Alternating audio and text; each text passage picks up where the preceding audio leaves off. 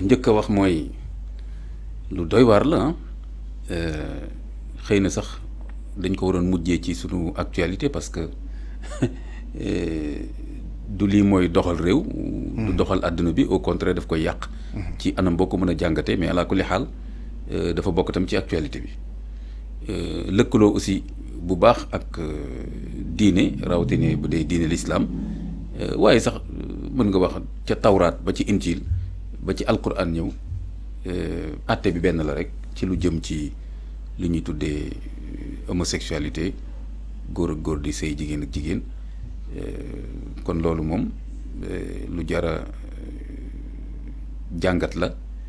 ndax warta samp ci réew mu samp moom la mu fa yàq dana bari lool ci njaboot ci jikko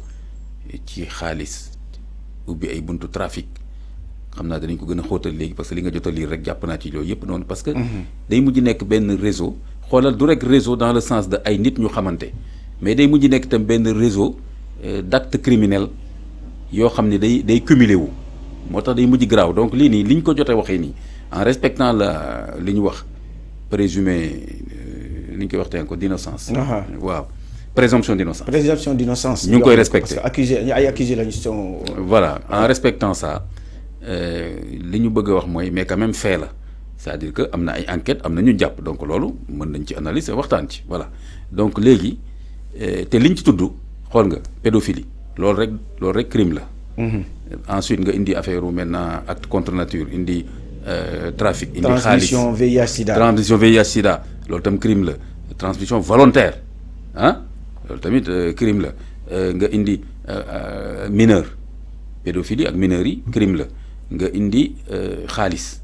loolu tam trafic lay mujj doon te yooyu bu amee maanaam xaw ma ndax da nga koo liirul ba mu jeex xaw mais forcément narcotrafic da ciy dugg. waaw parce que parce que déjà voilà yaa ngi drogue ak yooyu foog mu dugg ci. parce que déjà ñu ne waa DIC précisément dañoo lëkkaloo ak ñi nga xam ne moom mooy brigade antiterroriste. waaw waa BAT ñoom tam ñu ngi dugg nañ ci enquête dossier bi nga xam ne nag moom laa la wax ay ramifications xoolal réseau mooy diggante nit ak nit ñi mais affaire bi day am aussi ay ramifications ci yu bëree bëri donc lii nii moom wax dëgg yàlla.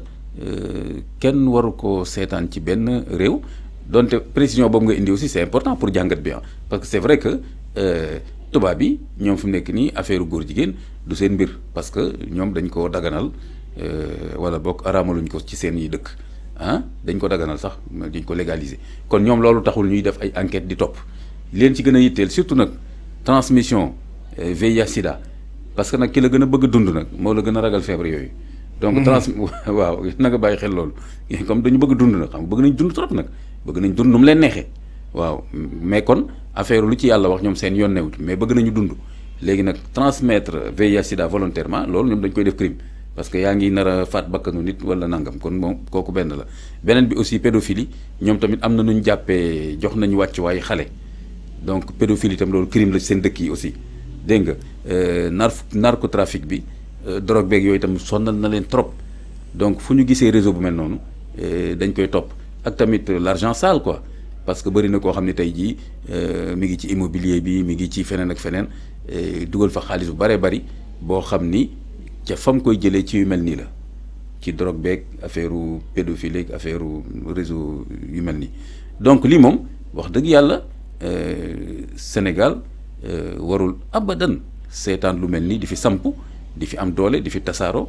kon lim fi yàq dana bari lool yàlla nañ ci yàlla musal voilà. d'accord ñu ngi wax ni magistrat bi nga xam ne mooy instructeur français bi moom moo joxe formellement moo délégué des pouvoirs judiciaires aux autorités sénégalaises afin de procéder à des auditions perquisitions saisies et tout en ciblant clairement les personnes et les infractions visées donc ñoom dañ ko teel a wax mais comme ki xam enquêteurs yi. dañuy daal di liggéey ci affaire secret waa ji nga xam ne nag moom la ñu daal di teg loxo fële mooy Robert Pierre wax nañu ni il est au cœur de cette affaire maanaam nébuleuse bi c'est un ressortissant français présenté comme le cerveau donc il est accusé d'avoir coordonné une organisation criminelle aux pratiques immorales impliquée dans des actes de pédophilie des relations sexuelles contre nature l'usage de drogue et la diffusion de contenu sexuel illicite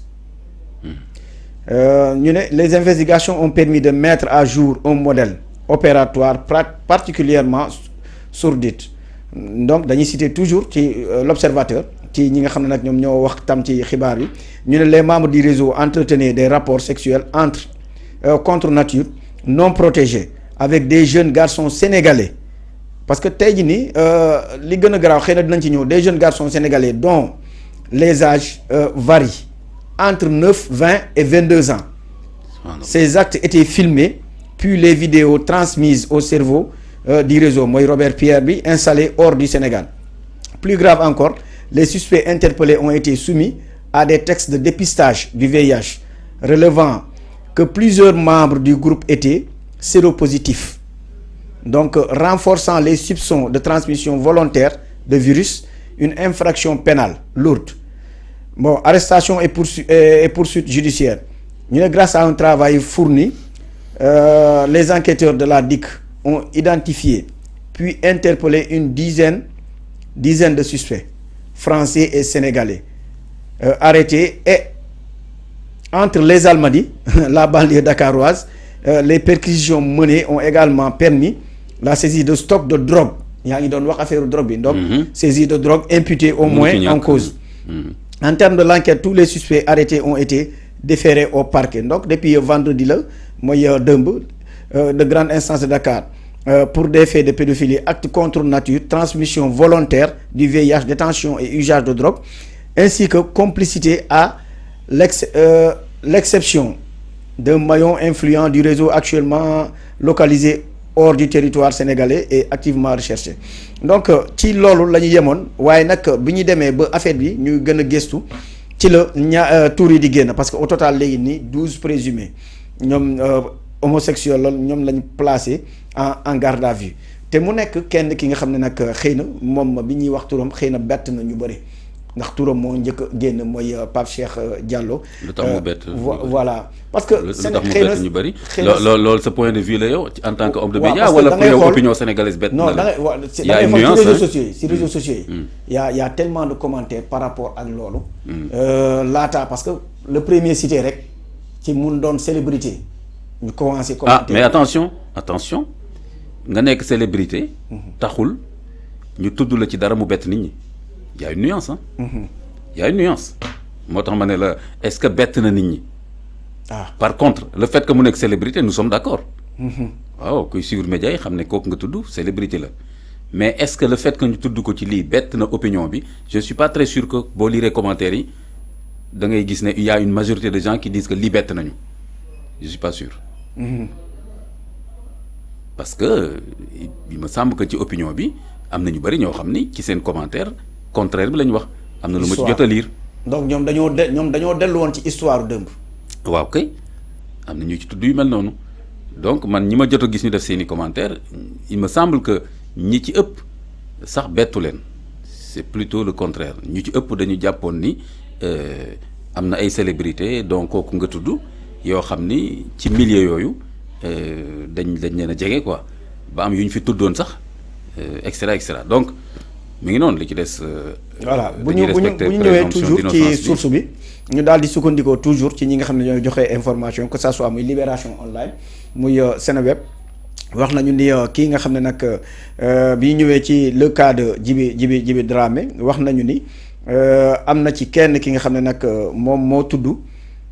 Mamadou Ñing moom moo daal di tudd tuuru Djiby Dramé bi ñuy daal di exploiter téléphone bi ci. li nga xam ne nag mu am nañ ko ci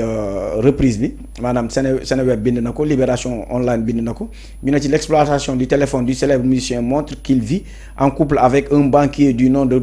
Doudou Lamine Dieng. Ce dernier avait apparemment dénoncé Pape Cheikh Diallo donc dafa mel ni lu si bëri ñu si bëri nag ñu ngi leen di tudd waaye tam tudd li nga xam ne moom mooy téléphone. ah waaw non maanaam téléphone moom daanaka mën nga wax ni. C'est l'appareil qui est au centre des informations yu enquêteurs yi di mën a am mën nga wax sax li ci ëpp téléphone la parce que xam nga téléphone ci si ngay wax am na ay outils yu bari yu nekk téléphone yoo xam ni sax ñu bari ci citoyens yi xamuñu quoi koo xam ne nag da nga am yooyu jëfandikoo yoo xam ni da nga bëgg justement di ko nëbb ci sa biir téléphone y a tellement de xam nga nu ñu koy waxee ay fonctions ay fonctionnalités ay outils et cetera léegi nag police criminelle dañ leen former ci loolu ah c'est y a les plus grands experts fi mu nekk nii de l'informatique ma wax la benn affaire maanaam bul ci juum de am na ñu bëri dañ ciy juum ni am na ñu xereñ trop ci affaire informatique à commencer par ay Google Microsoft ñoo ñëpp noonu xam nga ils recrutent des gens yu xereñ mais attention maanaam bul ci juum de ñi gën a am expertise ci loolu ci police yi la ñu nekk ak gendarmerie ak yooyu foofu la ñuy nekk ak kii renseignement secret yi ñi gën a xereñ te ñooñu doo leen dégg fenn parce que bokk na ci seen xereñ mooy ñoom doo leen xam suba ak ngoon mën nañ rombat ak yow fii toog naan ataay ak yow nii fekk ay kàng fóore lañ ci affaire informatique donc ñooñu cybercriminalité ñooñu ñoo fa nekk donc ñooñu téléphone moom amuñ ci secret donc bu ñu xasee ba téye sa téléphone moom yow moom ñaanal yàlla sutura rek mais lu ci nekk danañ ko génnee et puisque nag loo def matière d'information la day bàyyi forcément trace donc enquêteurs yi bu ñu xasee ba jot sa téléphone comme bu njëkk ba xam nga lan moo xewoon perquisition mais perquisition lu ñu doon def ñëw xëcc sa fauteuil armoire ubbi sa armoire naa parce que yooyu moo xewoon jamono yooyu nit ñi yooyu rek la ñu yoroon mais léegi sa téléphone la ñuy perquisitionné c'est-à-dire que yi ci nekk donc bu ñëwee te yow ngay jëfandikoo yu mel noonu foog ñu fekk fa loo xam ni. même bu dee supprimer nga li si bëri mën nañ ko retrouver. dañ koy retrouver non bul wax mën na dañ koy. maanaam man je suis un scientifique bul wax mën nañu ko retrouver xoolal dañ koy retrouver rien ne se perd matière la énergie la am na fu ñu ko mën a retrouver serveur bi. te tam ñii di def enquête yi nii Interpol dañ ciy dugg. waaw waa France dugg ci. parce que déjà soxlaa CIA France ak Sénégal fu ñu demee ba lëkkaloo. nga xam ça ne devient Interpol la. ça devient réseau bi parce que moomuñu ko suñu données yi moomuñu ko dafa am fu ñu koy teg. donc lépp lu nekk sa téléphone yow sa téléphone bii sama téléphone bii lépp lu ci mës a nekk waxuma la lu ci nekk léegi nii